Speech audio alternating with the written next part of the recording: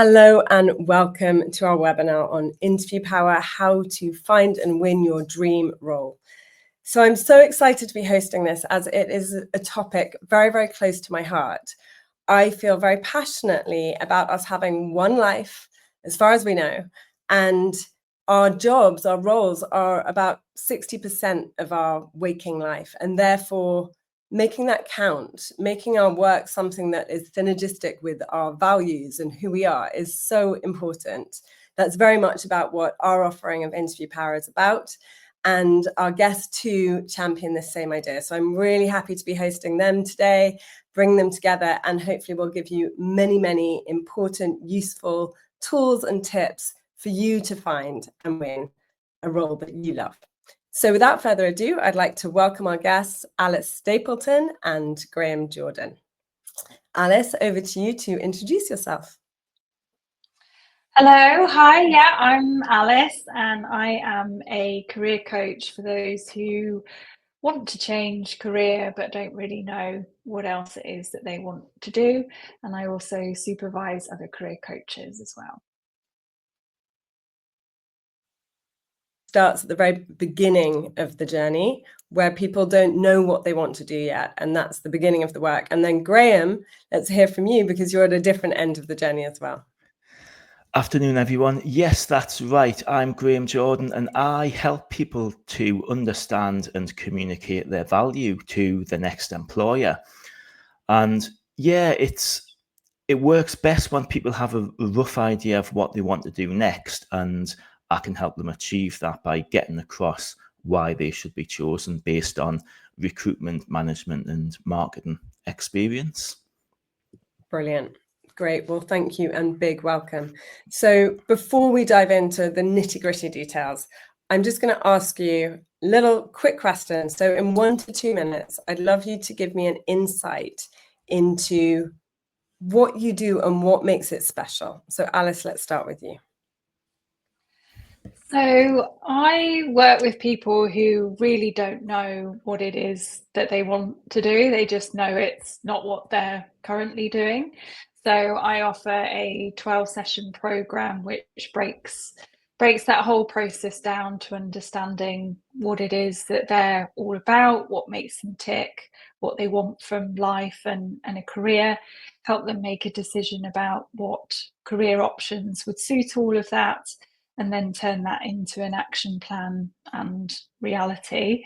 I think what makes it special is when you see somebody change career, obviously, and move into something that they really enjoy, that they find really fulfilling. And as you said, just really make the most of that one life that we have.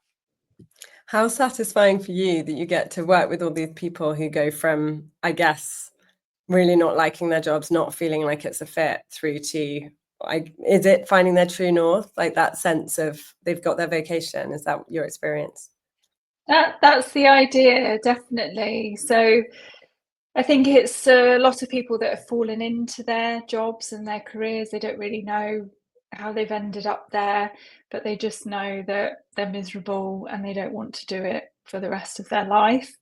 And to be part of that journey where you explore, as I said, what they're all about, what makes them tick, what would be fulfilling, and seeing them actually make that happen, very rewarding and makes it worth it, and a real privilege, to be honest. Lovely. Love it. Okay. Thank you, Alice. And Graeme, the same question to you. So 1 to 2 minutes, an insight into what you do and what makes it special.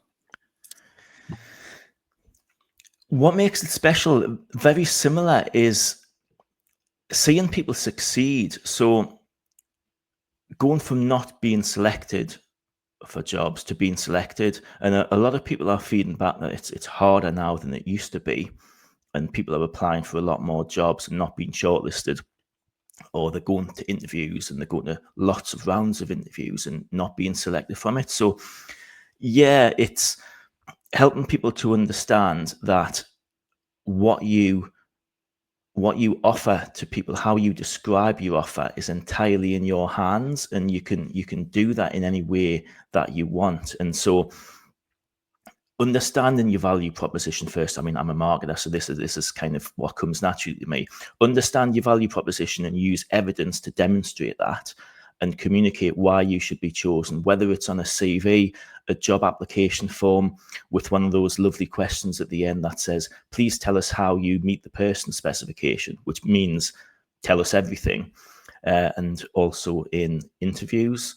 So yeah, using insight from what employers want, and really going into the depth with each client on what can we do and what evidence can we use to really demonstrate why you personally should be chosen, not just what you've done, going beyond a description of what you've done and something much more valuable.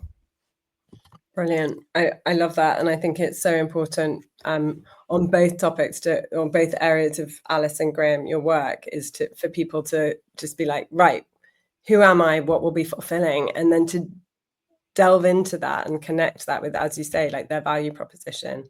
And just to give a moment of what our approach at London Speech Workshop, it's very much, we expect people to come to with knowing a rough idea of what they want. And our work is we start with helping people find, we call it their USP. So it's very similar to value proposition, like what makes you special? And we do all this deep work to dig into that and find that out. And then probably the biggest thing about what our work is, what I think makes our work special at London Speech Workshop, is about values, and where the values come in for both the individual to know, oh, this is actually what makes me tick, like this is what I love and this is what makes my life in flow, and then to align that with the companies that they're going for. So there's a value alignment. So for us, that's actually our USP, that kind of value alignment. And it sounds like it's a bit of a golden thread running through all of our approaches, which is lovely. So brilliant. We're now going to go into sort of our first sort of interrogation. The first thing I want to explore is, what would you say are the stumbling blocks for job seekers? Like, where do they get stuck? Where do they go wrong? And Graeme, let me start with you for that question. It's knowing what to say, because we've all done lots of things in our careers, and this idea about your CV being your life story, you haven't got time to tell people your life story. You've done way too much to go anywhere near doing that. And I like to think, your CV is what you're going to illuminate and what you're going to elaborate on in the interview. Okay, so it's a great way of being prepared for your interview. And I like to think of it more as a collection of stories from your autobiography. So you're not telling, obviously it's got to be coherent, but you're not telling a single life story. You're not necessarily going in chronological order. I was doing some work with a client on interview prep the other day, and they started with the earliest job they had, and they're currently working in the place they want to get promoted in. And what you're doing currently might be the most applicable, or it might not, but go in what order you want. So knowing what to say and how to be positive about yourself without feeling boastful, because a lot of people think, oh, well, it's not, self-promotion's not for me. I don't feel natural doing that. Well, you've got to kind of slip into a different mode. So it's like, right, I'm here at the interview. It's not a normal meeting. I'm in self-promotion mode. I'm going to totally go back to normal mode later, but I'm going to be different here. Doesn't mean it has to be inauthentic, because you can be in promotion mode and still be you. But it's like, right, I've got the person spec in front of me. I'm going to talk about how I meet that spec, and I'm going to give examples for each point. So in terms of stumbling blocks, then, would you say it's kind of knowing what to say and what not to say is quite a massive Yeah, you've got to unlearn, like any good learning, you've got to unlearn some of the beliefs that you've already got, because we've all gone through our lives getting CV advice and interview advice, and this is what works. And, not everybody can be right. There's a lot of conflicting advice out there, and by definition, it can't all be right. So yeah, unlearn that stuff, and just start from the foundations, the first principles, right? The employer wants what they want, and let's look at that and match ourselves against it, and then give the evidence for that. But yeah, the stumbling block is, which bit do I choose out of all of this stuff that I could say? Yeah. Okay, great. Alice, what would you say is one of the key stumbling blocks that you come across? I think for me, it's almost a step before that people struggle with, especially with the clients that I work with. It's actually knowing what they want in the first place. So a lot of people will know that they maybe want a new job, and they'll just go out there and apply to everything and anything that they can see. And before you know it, it's that sort of slight scattergun approach. And sometimes you've got people sending the same CV to lots of different jobs, even though it's, you know, different industry, different skill sets. So I think that's the sort of very first stumbling block, is actually just getting really clear on what you're looking for. What's the skill set? What's the role? What's the industry? Maybe even pinpointing some key companies that you want to target and work for. I'd say that's the main one.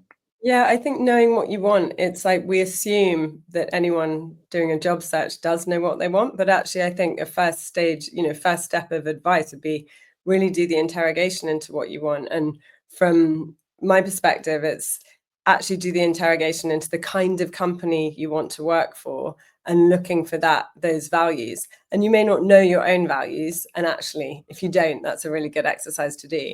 But the idea of, well, actually, I really care about our planet.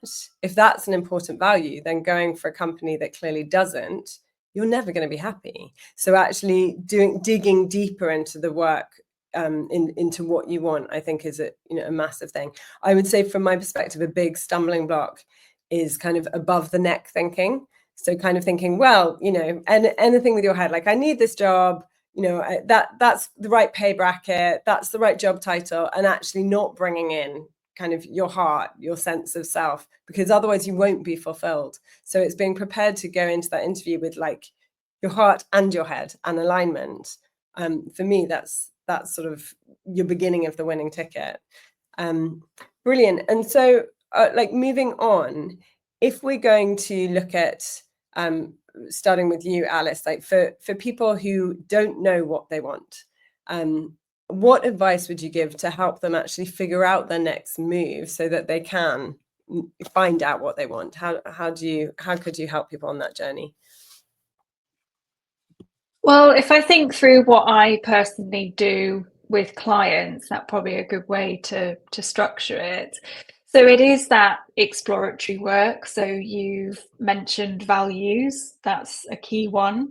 If you really don't know what your values are, then there are assessments like the VIA assessment, which is about strengths and values. There's lots of exercises and tools that you can use online that can help you identify what those values are. But for me, it's a whole heap of other factors as well. It's thinking about what brings you a sense of purpose, what would be meaningful, worthwhile work to you, what skills do you enjoy using and that you would like to use next, not just what skills do you currently have. There may be a skills gap, and that's fine, and that's where the work might be. As you said, it's thinking through the type of organization that you want to work for, the sort of environment that you want to work in. How would you love your working day to look? Why do you want to work at all? What motivates you to work? What are your interests? How could you bring some of that into your work, perhaps? So doing a real sort of 360 assessment of what you're all about, what you like, what you don't, and start there, and then map out what might work best against all of that. So when people have their 360s, they've spent a day, pen and paper, and they've done the purpose and the values and the interests and the environment. What then? Like, because I guess if people do that, then they have like a huge amount of information. Like, I love cooking and I love reading and I love, and I care about our planet. Like, how do they then piece that together so that they can find a direction, do you think? So what I do with clients is we map all that out into 2 stars. So it gives a lot of order and structure to their thoughts, because otherwise, you just sort of got reams of notebooks and all that sort of thing. So collate it all into one place, create some bullet points, but then get creative, I suppose. You know, if you've got a list of strengths that you've identified, you could do a strength assessment online, which would give you some career suggestions that would suit those strengths. The Myers-Briggs personality assessment, again, can give you some career suggestions related to your personality preferences. You could use ChatGPT. You know, I like using these skills. These are my interests. These are my strengths. What careers can you think of? You could canvass friends and family and send them a list of your values, your list of strengths, motivators, see what they can come up with. But really, the whole idea is that you're brainstorming in relation to what you've uncovered. You're pulling together a whole heap of career ideas, job options, and then just start to assess what seems to stack up well, because you'll very quickly start to see that some are well aligned and some just don't match up, and the gaps are too big, and that can really help you start to shortlist and decide what's best to go forward with. That's brilliant. And I think one thing I'd add, which I'll often say when I'm kind of giving advice, is like listen to the sort of flickers of joy. If you kind of get lit up, and we all have them, those moments of like, you know, if you get those, note them, because they are little bits of like very important information. They're keys. So like gather your flickers, your golden moments, and see if there's a pattern there as well. Brilliant. So next we'll talk about CVs. So let's say we've done all that work. People here know what they want, maybe even have a job that they're going to go for. How do you then, and maybe it's a job, but not a specific, you know, like they know they want to be a marketing director, for example. Like, how do you then articulate that in a way that, as you say, Graeme, like gets people through the masses and the algorithms to actually get an interview? Yeah, and I work with a lot of career changers as well. So you're either drawn on directly applicable experience that you've just had, or like Alice said, you know, you ultimately have to be qualified for the job you're applying for. No amount of stretching your kind of transferable skills is going to work. If it says must have 5 years as a marketing director, then you must have 5 years as a marketing director, realistically, or something close. So it's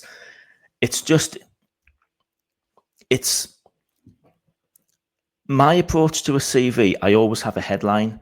I have a headline at the top which says in one sentence why you are qualified for the job.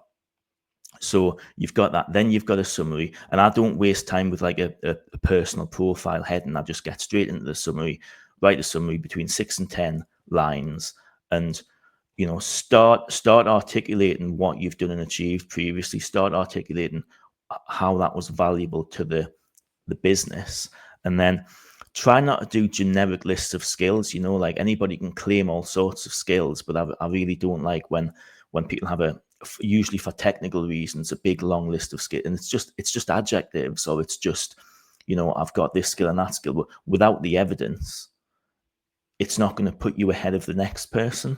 So really, the self-awareness is crucial, and you know, you're either doing that exercise on your own, or you're having somebody like me going through your career and talking about it. And you know, I talk to people who've achieved amazing things. They've transformed products, and they've transformed the performance of the organization that they've worked for.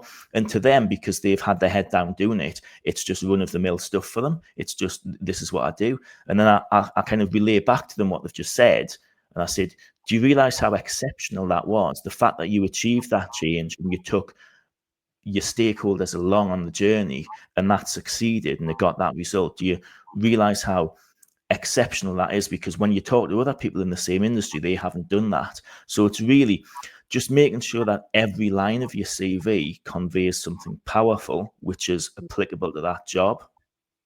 And That's great. Yeah. Yeah, I think automatically. Yeah. Sorry. I think there's just such an important point there just to draw out of doing the work to find your moments of brilliance. And again, that's something we do as well. We call it the rich tapestry, but it's like however you do it, whether you do it with a coach or you do it in your bedroom, doing that work to be like, right, where can I find my moments of like, wow, I did incredible. I'm really proud of that. I did an amazing job. And like for us, it's like looking at those moments where you're proud and digging into them, because they will offer like a whole load of wonderful insight into just how, you know, your skills, your strengths, your values. So yeah, I think that's really important. But sorry, carry on with where you are. Yeah, I was just going to say, like, taking the marketing perspective and looking from the audience point of view, which is the reader of the CV, make sure every line has a purpose. And it goes back to that thing I often say, bin the rules. Don't start. You still see senior people beginning with a version of, I am a hardworking, reliable individual who works well, both as an individual and as a team. And just bin that, right? Make sure every line has a point, a purpose to it that's applicable to the job. And automatically you're going to cut out the stuff that doesn't need to be there.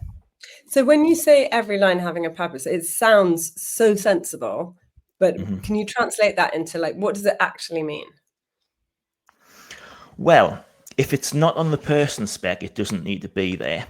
And I would caveat that by saying, don't be overly self-critical, right? Don't say, oh, well, I managed this project and it achieved transformation of the business, 20% increase in this, and it saved the company £100,000 on technology that they no longer needed because they implemented this new solution. And don't then go, oh yeah, but other people have done more. And don't go, oh well, I've got 4 years leadership experience, but other people have 5. I've interviewed people who worked in market research who didn't know what a methodology was. Don't assume that because someone's got experience, they're better than you. So in terms of the person spec, what you're saying is that's really important to make sure that in terms of every line having a purpose, you match it up with the person spec. Is that right? Absolutely. But don't be too self-critical. I worked with somebody who'd been an acting manager for 6 months, and she was concerned that she was going to be up against really like experienced leaders. She got the job first time because we figured out how to use that 6 months worth of experience to talk about what have you achieved in those 6 months? How has the organization and its stakeholders benefited from the work you've done in the 6 months? And it turns out that's more useful than length of experience, because somebody once said you can have 1 year's experience 30 times, Yeah, no, I think that's brilliant and such a good point. I think that self-criticism or imposter syndrome style thinking can just pull you back in so many ways. And actually, if you find that you're having those thoughts that are like, oh, but I'm not as good, I'll never get this job, bring them up to the surface. We have a tool called weakness alchemy, and the concept is you literally list out all of those imposter syndrome or negative or I can't do this or I'm not good enough thoughts. So little exercise for you listeners, if you're having that and that's getting in the way, list out those thoughts and then turn them into strengths or opportunities. So if they're strengths, then they're things that are bad about you, but you don't want to lose because you kind of love them. Like, you shoot from the hip, you're a bit tactless, you say what you think. That's got, it's got a shadow side, but it's got a positive side. So turn it into a strength. Be aware always of where it doesn't work for you, but turn it into a strength. And if it's I've only spent 6 months in this role, again, find the strength and find the opportunity, because it could be, turn it on its head, 6 months in this role, but look at what I achieved. I did X, Y, Z. I had the new thought. I had the experience from all my previous roles, which meant I could see things differently, etc. So there's always a reframing that is possible as well. Super useful. I want to talk for a bit about values, because obviously that's a very big thing for us. And before I go into our perspective on it, it'd be good just to see where values sit from both of your perspectives. So Alice, let's just hear from you for a minute. Where do values fit in your process? It's pretty fundamental in my particular program, because at its crux, it's what's fundamentally important to that person. For me, it's somebody's core principles, if you like. And I've certainly seen where clients have been doing something that is misaligned with their values, and they've come to the coaching. They know they don't want to do what they're doing anymore, but something feels off. And actually, by working with them to identify what their values are, they very quickly realise, oh, that's why I'm miserable at work. That's why this environment feels toxic. That's why I don't get on with my colleagues, or why I don't like the job, that sort of thing. So yeah, absolutely fundamental in the work that I do, for sure. And really quite life-changing in a way when people realise what's important, and then they start living a life that's more aligned with that, and things just feel a little bit easier. And that's not to say that our values will always be aligned. You know, we can't control our worlds and our environments all the time, but it just helps people understand themselves a bit more, for sure. Yeah, I think that's so key. And I think often people will find themselves adopting other people's shoulds or ideas because they feel that that's right and that's the right thing to do. And that can, you know, maybe that's got them all the way to 15 years of being a doctor. But then if they're deeply unhappy, if you're deeply unhappy, I mean, my thing is, if you're deeply unhappy, this is not good, because you have one shot at this life and we write our own book. Like, no one else is writing it for you. We have free will, but no one else is going to write one day I put my fist on the table and said, that's enough, I'm going to find a role that makes me happy. Like, you have to do it. But if you are unhappy, in the same way that the golden whispers are a sign to be like, note that makes me joyful. If you're having the equivalent in tears and sort of stabs of pain, note that, because that is you not living your fullest life, and it's you not backing yourself up. So actually that's a time to change. And I think I agree with you, Alice, like values are the very beginning of that journey to be like, well, what will truly fulfill me? It's probably one of the most valuable. I mean, for us, values literally appear in every single one of our pillars, from navigating conflict with presence, with grace, to genuine connections. Like, values is everywhere in terms of how you truly live a fulfilled life and build authentic, connected relationships. So yeah, I can't say them enough. Graeme, over to you. Yeah, values are important to me, of course. So the way I look at it, values drive emotions and thinking, and those things drive behaviors. So what I'm looking at when I'm articulating someone's value proposition, I'm actually looking at which behaviors they can demonstrate that are their values manifest. Yeah. So if I care about sustainability, I'm going to be challenging the product and the way the service is delivered to make sure that sustainability is included in everything we do. I'm not going to be sitting around drinking from plastic bottles, hopefully.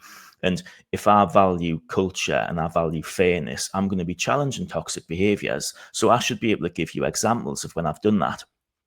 And if you're a leader, you're leading with empathy, with fairness, and you can give examples of that all day long. So yeah, that's what I mean about you're not just describing what you did, and that's not going to be enough. You're actually drawing on examples to really demonstrate that you've got these things. I would also say that different companies or different organizations in the same industry can have different values. So I don't like the kind of simplistic thing that some people do, where they think, well, my values will determine which job I go into, right? Because the same values can be applicable to lots of different things, can't they, depending on what they are.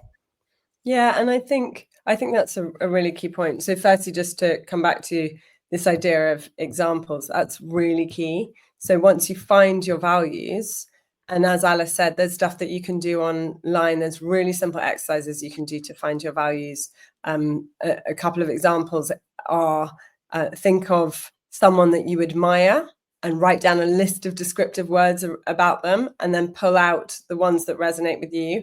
Another one is, think of the last thing that made you angry, and look at and write down that list, and then look at the opposite of it. So for example, if you got angry at bad service in a restaurant, and you look at what made you angry and it was like a laziness and a rudeness, then the other side of that is kindness, respect, work ethic, discipline. So you can find values in different ways. When you've got a big list of values, then whittle it down to your top sort of 5 or 6, and that's what you work with. But it's a process worth doing. And as Graeme said, when you have your values, then if you know what job you're looking for, you can look for a specific example. So let's say for me, I value adventure.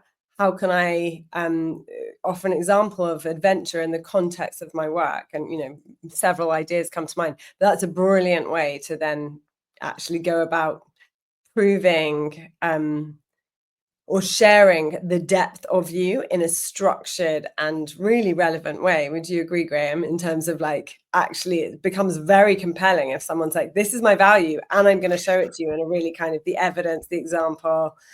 Yes, absolutely, because it's not just the content of what you say, it's the way in which you deliver it. And I can guarantee if something is resonating with your values, that is coming across on the page, and it's coming across in your tone of voice, and it's coming across in your body language. So yeah, when you light up at an interview in a particular thing, it's definitely coming across. Exactly. Yeah. And just from my perspective on values, my kind of offer to people watching is, once you've done that work on your own values and you've found some examples to back them up within the context of work, but it can also be personal life as long as it's rigorous. And we'll talk about that in a moment, in terms of the structure of your answers. But the other thing is, when looking for a company to find that value alignment, that's one of the most powerful ways, in our experience, when we do Interview Power at London Speech Workshop, where you basically can get, you know, it's the difference that makes the difference. And so, for example, you can dig into a company's values by their website, by their mission statement. You can pick out in the job spec. If you were even to get the job spec and run it through ChatGPT and say, you know, give me 10 values that are resonant in this company, they'll start to pull them out for you so you can see patterns. But finding that and then referring to it in the job interview, we're at London Speech Workshop, we're very very communicative about our values, which are authenticity, kindness, and empowerment. So when people apply for jobs and we say, you know, why are you attracted to working with us? If they mention our values and their values, it's like the most obvious thing in the world. And yet literally it's like big tick. And when they don't, it's like, oh, the hours suit me. Or we're like, we can't possibly hire you. Your values aren't, you know, synergistic with ours. So it's really, really powerful move to get to know the company, get a sense of their values, and find your way. It can be slightly different, but find your way of believing in the strength of that connection and finding the motivation to work in a company that has those values. Brilliant. So we're powering through. I think the next thing I want to talk about is the interview itself. So obviously, Alice, I believe this is less your area. Is that correct? More Graeme. Alice? I do, yeah, I have sort of high level interview coaching conversations with people, but yeah, the more specifics is probably better suited to Graeme. Yeah. Graeme. So Graeme, let's hear from you. Obviously, we also do it, so it'll be interesting to see if we have, like, where we have crossover and where we're different. But I'd love to hear from you some top tips how to ace the interview itself. The first thing to say is that the questions you'll be asked are more predictable than you realise. So they shouldn't be, and people get nervous about this, the interviewer shouldn't be pulling questions out that are a total surprise to you. If they're not assessing you against the person spec, then what are they doing? So the questions are relatively predictable. The only nuance really is how they are going to ask the question. And what you've got to do is you've got to listen to the words of the question and decide on a structure based on that, right? So they might be asking you for a single example, and you must give a single example there. Don't try to shoehorn 2 or 3 in, because that will go down badly. They might not be guiding you like that, so you can give as many examples as you can, as you want to, within reason, and you're gonna structure it, and you're gonna pick the content. Okay, so again, like I said before, you're not gonna be able to tell them everything. I once left an interview having not mentioned my current job once, and I thought I'd absolutely made a mess of it, and I got the job because the stuff I said was applicable. I'm trying not to use the word relevant, you see. The stuff I said was applicable, so whether or not I'd mentioned my current job didn't matter. But yeah, the structure matters, and it's a good answer might be 3 minutes long. So I would want to start the answer well, I would want to finish the answer well, and I would want to, in both cases, come back to the wording of the question. So you might answer the question in one line, and then you can relax a bit, and then you can give the detail. Or you might say, right, there are 3 things that are important in this regard, A, B, and C, and you name them. And then you've already given yourself the structure that you're then going to use, and you're going to talk through those 3 things one at a time, and then you're gonna conclude. So the reason that this role is perfect for me is it combines my experience of A, B, and C, and a chance to live the values which we've already seen are in alignment. So something like that. It's hard off the cuff, but like that. And then I've obviously got a technique that I use for the competency questions, which I can tell you about. Yeah, I think just to comment on that, I think it's I think that's a really important point, to listen to the nuance of the question rather than being like, oh, they've asked about my strengths and weaknesses. Boom. It's like, no, they've specifically asked about one strength, one weakness. So that I think that's where a lot of people can go a bit wrong, because they get nervous, but actually listen to the nuance. Also, I'd agree. I think that you can prep very easily. It's a bit like writing essays back in the day. Yes, I was thinking the same. You have the questions, and they're all kind of, you can find your 20 questions that, they're going to ask at least 10 of them, and you can prep your answers beforehand. I mean, that's what we do with our clients. I don't know about you, Graeme. We get a whole question bank. So they've got all of these answers which are connected to values and skills and examples. And then you once you've done the prep, you go in and you've got your kind of 10 answers and you can adapt them. So this is an interesting one. So yes, I predict the questions based on the person's spec, and it's amazing how often clients come back and say, I got exactly those questions, Graeme. But there are a set of questions that are always legitimate to ask. And one of them is, tell me about yourself, Graeme. And people think, interviewers think that's an easy opener. That's actually the hardest question you're ever going to get, because there's no structure given. You have to figure out the structure. You don't know what they're looking for, and people go off on all sorts of tangents. And I would just interpret that question as, tell me your value proposition, or tell me why we should choose you, because that's really what they're saying. Yeah.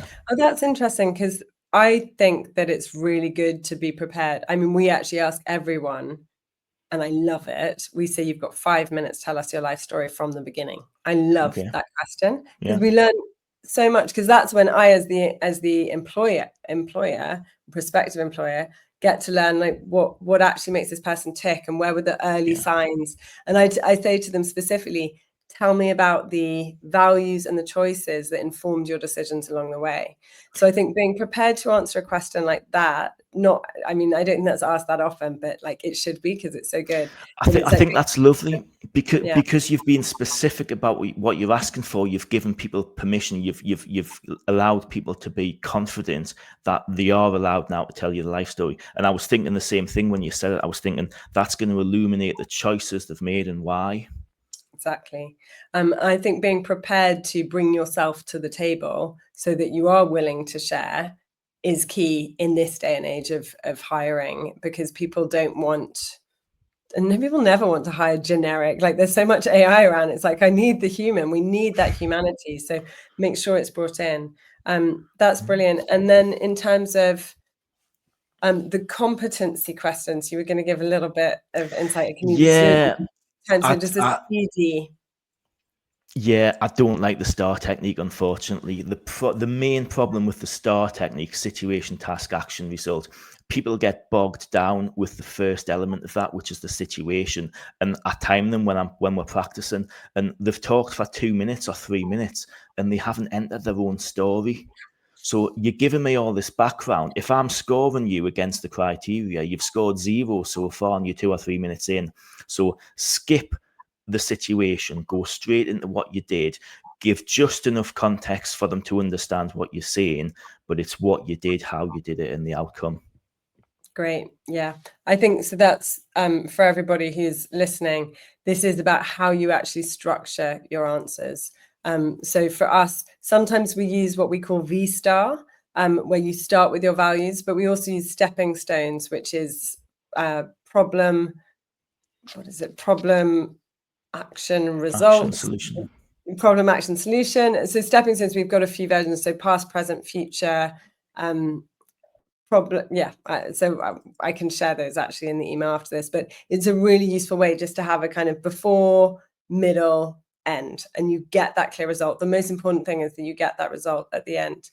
I think the other thing that I will say before we go into questions from the audience is it's so important to go into these interviews willing to build rapport and connect, because they are hiring people and not a CV. So they have to like you, and people will think that they're thinking with their head, but as we know, like Daniel Kahneman studied, they're going to be making decisions from their gut. So that those first moments of coming in, smiling, being at ease, being respectful of yourself, being respectful of them. We talk, because obviously we bring a lot of this aspect of communication into our coaching and interviews. And it's like that coming into the room, the handshake, the posture. What can sometimes happen is you're like, they put out the hand and you've got your jacket on, you're half taking off your bag, and it's like, ugh. But it's like, be respectful of yourself. I'm going to take off my bag. I'm going to put my coat to the chair. I'm going to give you a big smile. I'm going to shake your hand. So it's like that process, all of those are little micro signals to the interviewers of like, how is this person under pressure? How do they hold themselves? How much faith do they have in their own ability? How likable are they? I think one of the things, and here's a little tip for everyone, I've interviewed so many people because we hire coaches as well as team members, and occasionally someone will say to me, how has your day been? Have you had loads of interviews? And I'm like, oh my goodness, you've asked about me. Because for the interviewer, they are so often tired. Like, it's often back to back.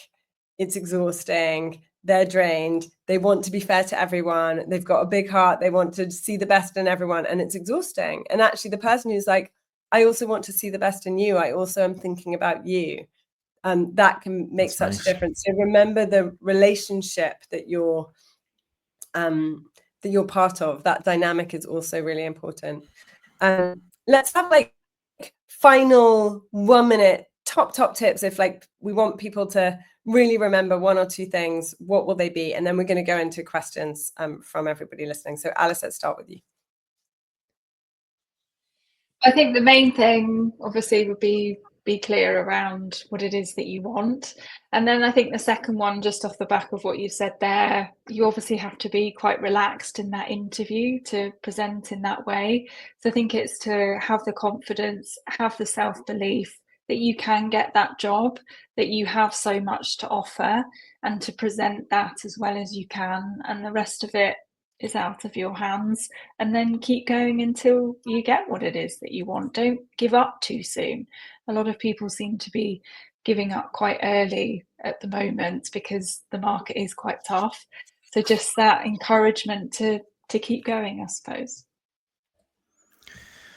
Yeah, mine would be the only purpose when you're at an interview is to get yourself selected. So you don't have to do anything else. You know, you're not there to tell them your weaknesses. You're there to tell them your strengths, right? No exaggeration necessary, right? Everything you tell them has to be true. But don't say, I've got a basic understanding of this, or I've used this. You know, people seem obsessed with software products when they're interviewing, right? Have you used this tool before? It's either, yes, I've used it to do A, B, and C with X, Y, Z results, or no, but I've used this other thing which does the same job and I know I'll be able to adapt to it. You know, you're not there to tell them anything negative. You're there to tell them why they should choose you. And actually the answer to every question is, this is why you should choose me, with regard to what you've asked about, but this is why you should choose me. Brilliant. I like both of those a lot. And I think I would add, from my perspective, it's about making sure that you're coming into the whole process with your head and your heart. You're presenting yourself, not a generic idea. That difference between being prepared to is actually what they're looking for. And to find you, do the work on your rich tapestry to pull out those moments that you're super proud of and joyful about that may come from any random area of your life, because those are the bits that make you pop as well in an interview and be like, oh, this person is really interesting. And then, of course, values. So That said, we're now going to open it up. So let us know your questions, pump them in. We've got, I think, Will and Jess who will be curating and picking some questions, but please put your questions in, and ready for questions. So the first one, many interviews are now online. Do you have tips for language? It's very much limited and difficult to get the overall picture. This is interesting. I'll give my thoughts on this, but start with you, Graeme, if you've got anything to say. Yeah, it's a great question, Gary. So you're absolutely right. I've thought about this a lot. You can't use your body language. If I'm using hand gestures like this, you're not a lot of that is coming across. You've got to be kind of calm. You've got to be still. You've got to be. There's little you can do in terms of body language. Do you know what you can do? You can use tone of voice. You can use tone of voice, and you can get excited about the right stuff when you're articulating your values, or that really big challenge that they've just described. And I did the same thing in the previous role, and I did this, that, and the other. And I find that this worked. Do you think that? And yeah, you can use that. You can use the pace of your answers. You know, when I'm talking about getting excited about something, I sped up, or I'm pausing to emphasize something. So it's all about using your voice basically rather than your body language. Okay, interesting. I have a slightly different approach. My first thing is curate your square. So make sure that you're happy with the square that you're revealing.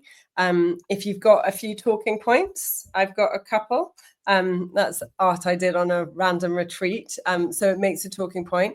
Make sure that that's there and that your square is who you want to show. So don't have random things that you'd be embarrassed about if they saw. And then you can't have too much hand action because it can be overwhelming. But facial expression is really important, and posture is really important. If I'm sort of sat like this in an interview, you're not going to think as well of me as if I'm sat like this. So be very aware of your posture, be very aware of your eye contact, smile, because that's what people see, and smiling is lovely. Obviously, it needs to feel natural. And you can use your hands, but use your hands naturally and don't try and get them into the frame. Great question. Let's have the second one. Marina Robertson, how do you answer the question, tell us about a weakness of yours? Okay, Graeme, this is another one for you. Obviously, I have thoughts on it, but start with you. I would very much hope that you're not getting that question, but fundamentally, it's got to not be something which is fundamental to the job. You know, you can't go for a project management job and say I'm rubbish at organising things. You can't go for a leadership job and say I'm not really a people person, you know, or a marketing job and say I'm not very creative unless you're a strategist, you know. So pick something that isn't fundamental to the job, but tell them what you're doing to address it. The classic is I'm not very good at public speaking, but I've just joined a club where we speak every week and I've improved from A to B and I'm getting great feedback. But I don't think that's the question where you're going to really differentiate yourself from others, because the answers are so rehearsed. I would say it's really important. This is an important question because when people go, oh, I don't really have weaknesses, or they give a weakness that is a really obvious strength, like I'm a perfectionist, it's really annoying. So prepare for this question, look at your weaknesses, and then do that work I suggested earlier, which is look at the strength, look at the opportunity, and look at it in relation to the role. Because what they want, perfection doesn't exist, but they want someone self-aware who has growth mindset and who can convert, who can see opportunities. So whatever it is, find the opportunity in relation to the role and then tell them that and your plan around that. And that attitude that it reveals in terms of growth mindset, but also action-orientated self-work can really work for you. So that would be what I'd say. So let's have the next question, please. Claire McKenzie, what about if you're a graduate and don't have a lot of work experience? How do you stand out? Let's start with your thoughts, Alice, if you've got thoughts on this one. So I think two things. You can perhaps utilise what's called a skills-based CV, where actually you're talking more about the skills that you have, and there will be experiences that you've perhaps had at university that you could use to highlight those skills. And then I think the second one is actually when you're at university, or maybe before you start applying for roles, is thinking about how you could get creative and create that work experience for yourself. So it might be that there's a term called proof projects, where you do as much activity as possible to prove your credibility, your enthusiasm about a certain topic, a certain industry, maybe even that company. So it might be that you're almost pretending to be a freelancer and you're creating a portfolio of work, which then you can present in a CV or at an interview, and just doing all that you can to perhaps formalize some of that work experience so that you can put that on a CV. Most graduates these days, they do have some sort of work experience. So thinking about how you yourself can get that together is probably the first step. Brilliant.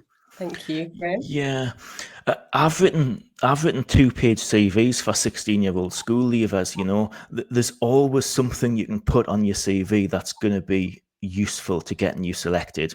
So for a graduate, typically it might be a single week's work experience. As long as you've learned something and or done something useful, then that goes on there. It might be internships, paid or unpaid. It might be part-time roles. It might be a bit of experience you've had, you know, work shadowing, anything. The other thing, so you've obviously got different types of work experience, different durations. Like Alice said, you know, you might have freelancers or anything. The detail of it depends on who you are and what kind of job you're going for. But the other thing to do is really utilize the education that you've had. So your education isn't just a list of qualifications. Okay, it's a list of what you've done. If it's a university course, give us the module list, okay, or pick out the modules that are most applicable to the job. And then you might also describe what you've learned in that. But definitely the most important thing is projects within that.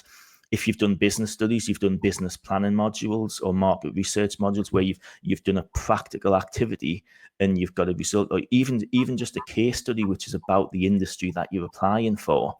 There's so much stuff. Group work where you've taken a particular role in the group, leader, presenter, researcher, economist, whatever it is. So there's always something that you can do, and maybe you need somebody else to help you draw that out, but there's always something you can do beyond just the basic list of facts. Great. Yeah, I would add, so I first developed our interview power program, or started developing it with ex-offenders who had very little on their CV. And the angle that I started with them is like, list out your skills and strengths. So you start by listing those out, and then a really easy way to build out your CV is like, oh, I've got the skill, I'm good with numbers. Right, where did you demonstrate it? Oh, I once sold sweets for a profit at school. Brilliant. There you go. Like, that can be used. So you can start with skill strengths, you can start with values, and then find examples that way. And that's how you build out and find like, oh, actually, there's my rich tapestry. I've done so much, even though I'm only 19 or 21. So yeah, you don't need to think in the obvious, a job is a job. I haven't had a job, therefore I have nothing, like, at all. People are looking for humans, brightness, mind, motivation, etc. Great question. Okay, let's have another one. Any advice how to switch careers, industry, and how to get started in the new industry? Oh, that's perfect for you, Alice. Over to you. It's a similar mindset, really, as a graduate, because sometimes you're starting again to a degree. So I think the main thing to acknowledge is that you are going to be up against people who are coming from that background. So first of all, it is thinking about what you can do to build up your credibility in that space. So it might be that you're doing short courses. It might be that you're trying to get some sort of work experience. It might be a temp role or a contract role. Anything that you can do to be able to then put that relevant experience on your CV.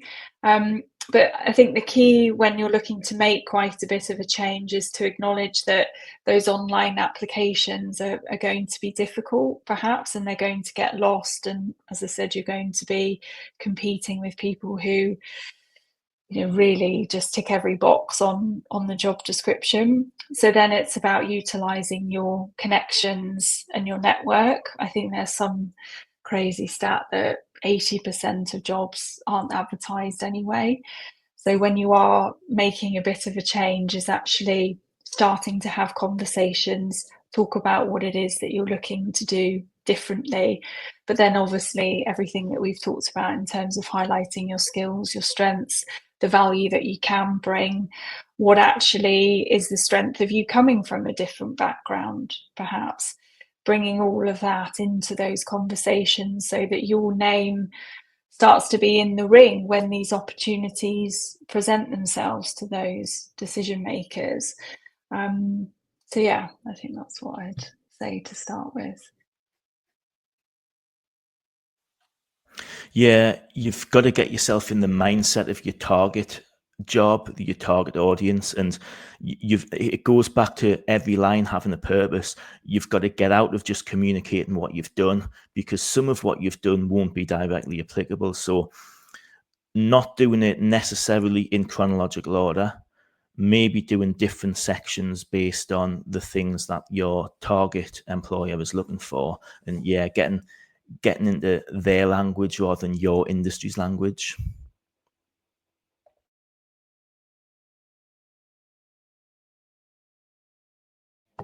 Sorry, I was talking. I did that classic. My mic was on mute. So yeah, very comprehensive answers. Thank you. So we're coming to the end. It's been an absolute pleasure, Alice and Graeme. Just in the last couple of minutes, I'd love comments from our viewers. So please tell us what your takeaway is, any action items that you're going to do. Always good. The more you put your action items into a physical form, the more likely you are to do them. So any action you want to commit to, or your one takeaway, please put that in the comments. I'll read some of them out. We will be sending an email out after this. I think we'll have a special offer for our Interview Power program for those of you who are looking for jobs and who are interested. And we'll also send links to Graeme and Alice so that you can look them up and potentially work with them as well if you're interested. I think we've got links and blogs for Interview Power, so we'll see what we can do. And as I said, I promised the stepping stone structure, so I'll give you a bit of information on that as well. Meanwhile, let's just have a quick look and see what some comments coming through are. So from Annie Malcolm, make my CV relevant, not just list skills. Action to look at my values. Key takeaway to do the values exercise. Yes, it's really important. So wrapping up, I hope you all really enjoyed this webinar. Thank you so much, Alice, and thank you so much, Graeme. It was really brilliant to have you. Been wonderful to have on board, and I'm sure everyone found your tools and tips super useful. Pleasure to be here. Thanks a lot. Thank you. Yeah, thank you very much for having me. It's been a pleasure. Okay, so we will sign off now. Keep popping your comments through and let us know how it helped, and good luck. Thank you.